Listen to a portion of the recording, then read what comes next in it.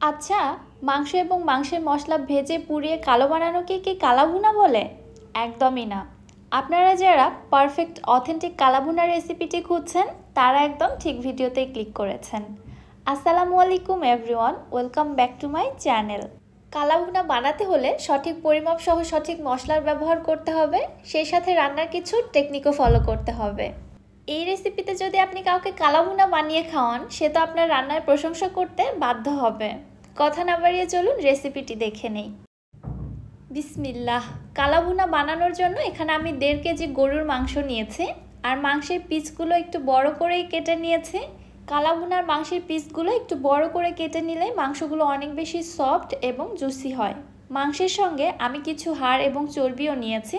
চেষ্টা করবেন হাড় চর্বি সহ কালাভুনাটা রান্না করতে।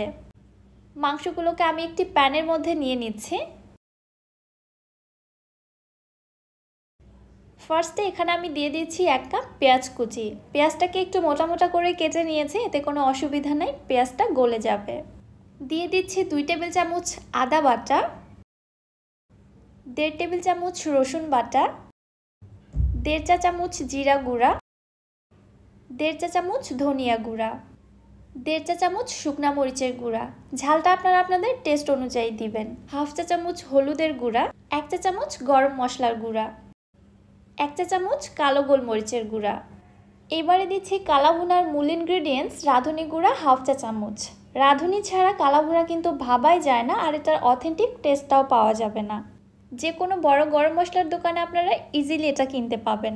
এবারে দিচ্ছি কিছু গোটা মশলা, 8 থেকে 10টি লবঙ্গ, 3টি বড় কালো এলাচ, 8 থেকে 10টি সাদা এলাচ, 3টি দারুচিনি, একটি স্টার আনিস এবং একটি জয়ত্রীর হাফ দিয়ে দিচ্ছি।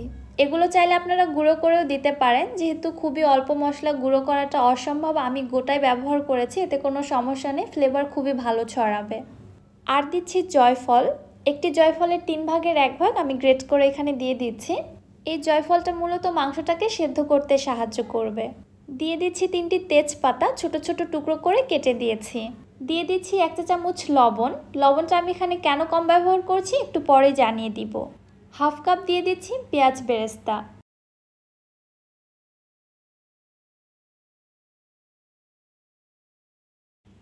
দেড় কেজি মাংসের জন্য এখানে আমি দিয়ে দিচ্ছি 1 টেবিল চামচ হোয়াইট ভিনেগার। এই ভিনেগারটা মাংসটাকে সেদ্ধ হতে সাহায্য করবে। সব শেষে দিয়ে দিচ্ছি 1/2 কাপ সরিষার তেল। কালাভুনায় কিন্তু অবশ্যই সরিষার তেলটাই ব্যবহার করতে হবে, না হলে কালাভুনার অথেন্টিক টেস্টটা পাবেন না। এইবারে সব মশলার সঙ্গে মাংসটাকে আমি খুব ভালোভাবে ম্যারিনেট করে নিচ্ছি। একটু সময় নিয়ে খুব ভালোভাবে মেখে নিতে হবে। এই মাখানোটা যত ভালো হবে আমার মনে হয় কালাভুনার টেস্টটাও তত ভালো আসে। প্রায় 3-4 মিনিট সময় নিয়ে ভালোভাবে মেখে নিয়েছি। এবারে হাঁড়িটি আমি চুলায় বসিয়ে দিচ্ছি। চুলার হিটটাকে কিন্তু হাইতে রেখে মাংসটিকে কষিয়ে নিচ্ছি। 4-5 মিনিট কষানোর পরে মাংসটাকে আমি ঢাকনা দিয়ে ঢেকে রেখে দিচ্ছি প্রায় 10 মিনিটের জন্য। এই ঢাকনা দিয়ে ঢেকে রান্না করতে করতে মাংস থেকে পানি ছাড়বে। প্রায় 8 থেকে 10 মিনিট পর ঢাকনাটি উঠিয়ে নিলাম। এই পর্যায়ে দেখুন মাংস থেকে কিন্তু অনেকটাই পানি ছেড়েছে। আবারও এইভাবে আমি কষিয়ে নিচ্ছি 3-4 মিনিটের জন্য। যেহেতু গরুর মাংস সেদ্ধ হতে অনেকটা সময় লাগবে, এজন্য আমি এখানে 2.5 কাপ ফুটন্ত গরম পানি দিয়ে দিচ্ছি। মাংসের কোয়ালিটির উপর ডিপেন্ড করে পানির পরিমাপটা কম বেশি লাগতে পারে। আবারও একটু নেড়েচেড়ে দিয়ে দিচ্ছি। এরপরে ঢাকনা দিয়ে ঢেকে মাংসটাকে আমি পুরোপুরিভাবে সেদ্ধ হওয়া পর্যন্ত রান্না করে নিতে থাকব।